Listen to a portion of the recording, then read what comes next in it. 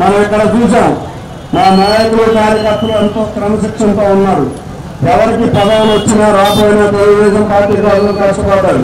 కొంతమంది వ్యక్తులు పదవులు పొందిన వ్యక్తులు పదవులు రావటం లేదనే పాటికి ప్రజల్లో లేని వ్యక్తులు మీరు చూసుంటారు. గత 5 సార్లు తెలుగుదేశం అభ్యర్థి కింద ఒక వ్యక్తిని నియమించడం జరిగింది. ఆ వ్యక్తి ఏ రోజు ప్రజల్లో ఉండేవారు కాదు.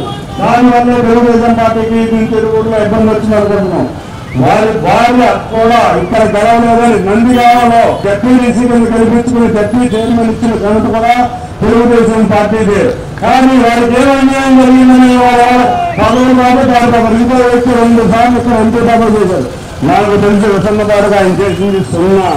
కాబట్టి ఇటువంటి వ్యక్తులకి వల్ల మన పార్టీకి పట్టిన దరిద్రం వదిలింది. తప్పకుండా తెలుగుదేశం జనసేన ఉమ్మడి అభ్యర్థులు జనగలుగుతున్నారు. అదేవిధంగా పవన్ కళ్యాణ్ గారు మీరు మా నాయకుడికి కష్టకాలంలో మీరు చూపించిన ఆదరణ మేము మర్చిపోలేం.